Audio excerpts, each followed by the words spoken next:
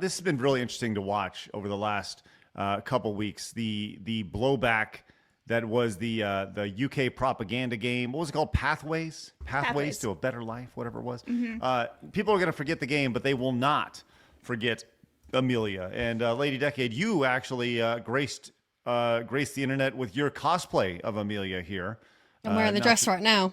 You are. Look at you. Look at you, ready to go. That's great. You're missing the hair though, but that's okay.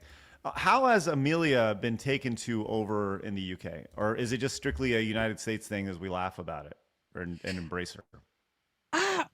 To be honest with you, I'm seeing it everywhere. Really? But then I'm interested in it, so it's coming into my algorithm everywhere. But then when I asked my brother about it, and my brother is one of those Gen Z with his head screwed on, he hadn't heard of it, and then just had no idea what I was on about. So I don't know how prevalent it is here, honestly. But then I do everything on the internet, so it's a bit different for me. This is like my space, but for normal people, I don't know. It was on the news though recently. I'm pretty sure I saw it actually reported on maybe like the Telegraph recently. It's out there now. It's been interesting to see. I saw one, we talked about it on the show the other day, of how this idea of loving your country is seen as this quote unquote far right extremist take. This was a mainstream media outlet that was talking about it. And the guy who was throwing this out there was, exactly what you'd expect. Super soy boy guy. And he's like, it's so problematic or whatever. But what we've seen from Amelia has been taken over in the best possible way as this source of loving your country, loving your veterans, wanting to make sure what's right for your country, what's best for your country continues to be successful. And we've seen all of these memes come out of it. And I had a couple more memes I wanted to show you today. And AI has been a big part of this, the AI generation of Amelia. I saw this one that I wanted to share with you. This is Amelia in the Matrix here. I don't know if you guys have seen this. This is courtesy of Basil the Great or Basil the Great. Yeah, here we go. Check this out. It's not the world that's wrong, Charlie.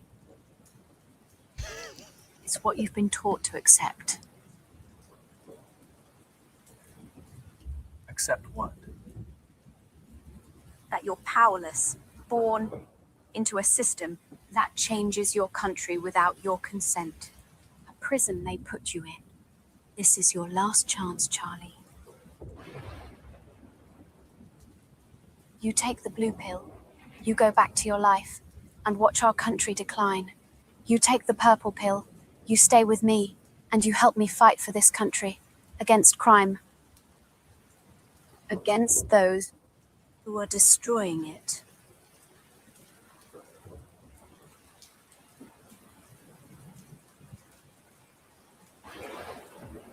Pretty awesome. Awesome right there. I've got a dress. I could do that cosplay as well. I've not noticed anyone else do that cosplay at all, but I've got a dress that matches that one. I'll be Amelia Morpheus. There is a little bit of irony here in that I'm sure that the creators of the Matrix, the Wachowskis, brothers, sisters, whatever they want to be called now, the Wachowskis. They would probably see this as they've taken the red pill when it comes to, all this stuff, gender and migration and all this stuff. I after all, they are now sisters.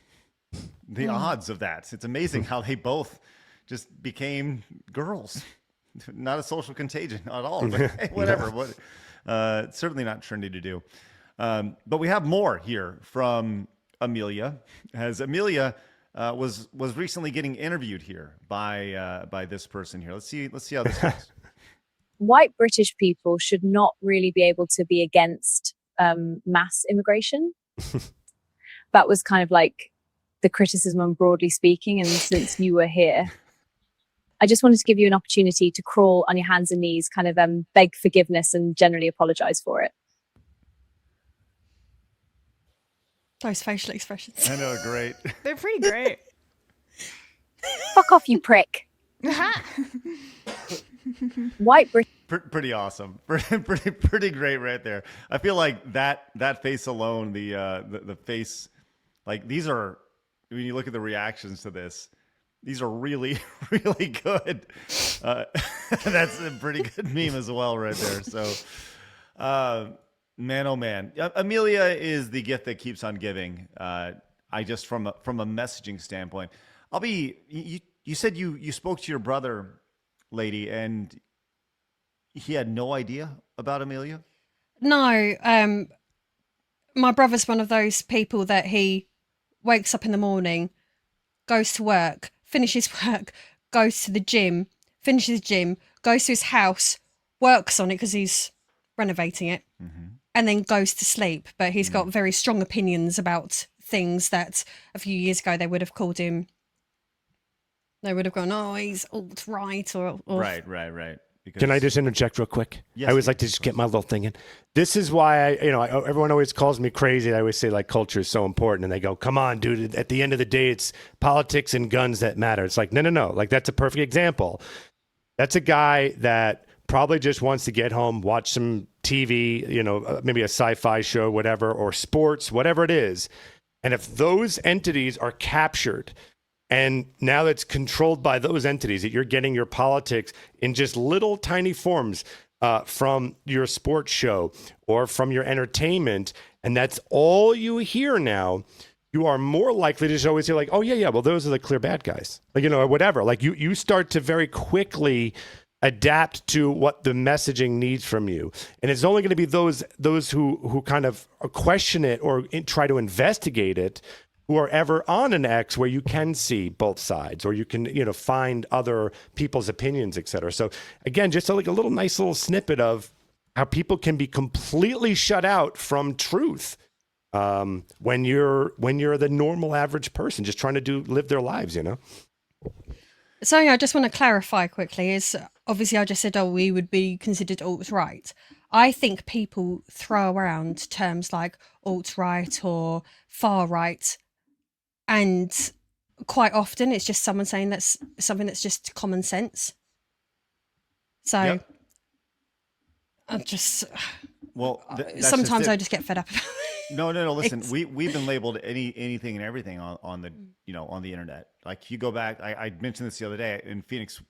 I mentioned this while you were off being sick.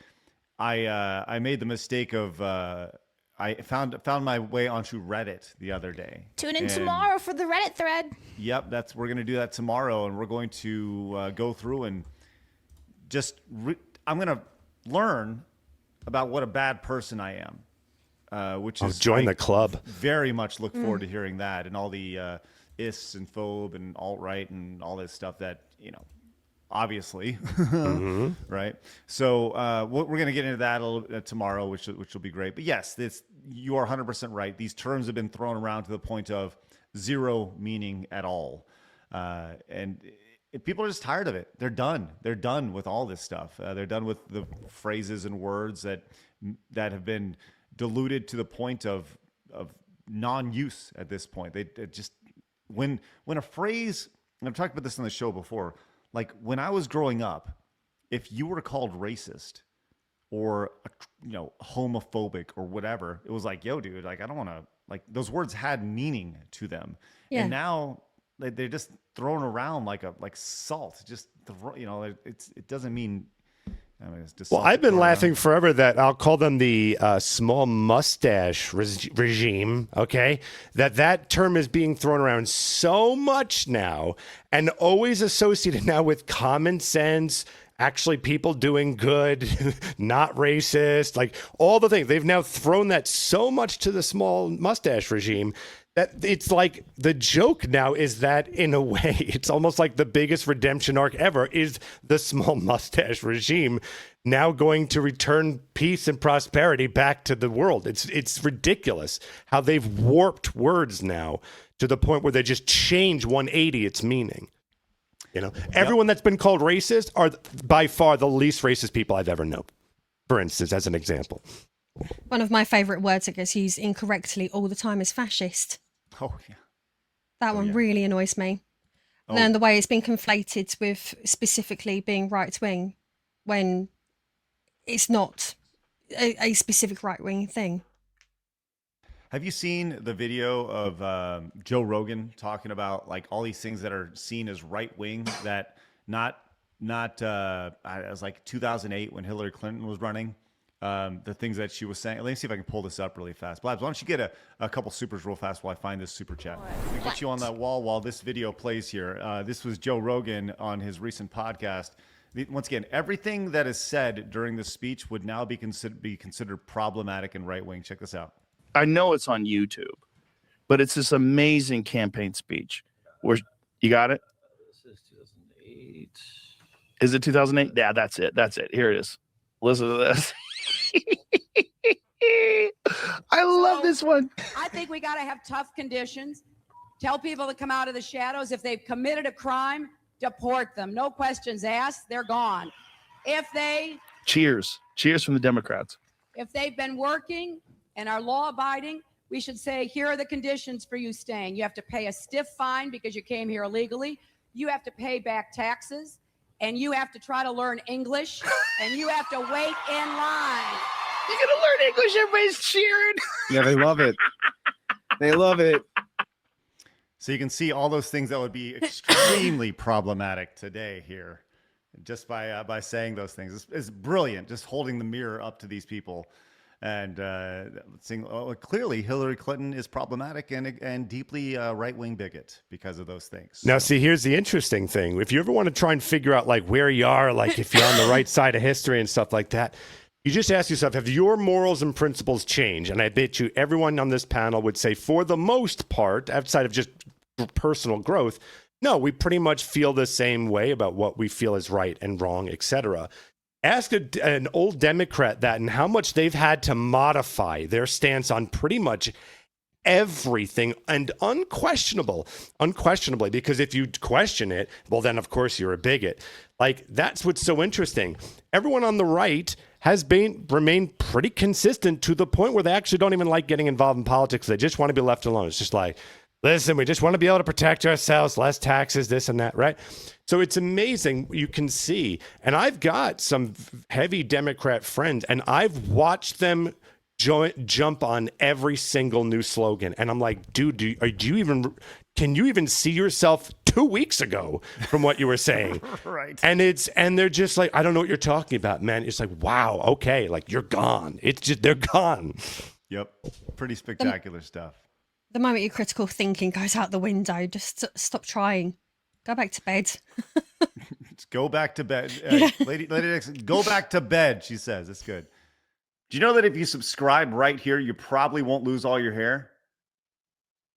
Put an asterisk there. Actually, probably will lose all your hair.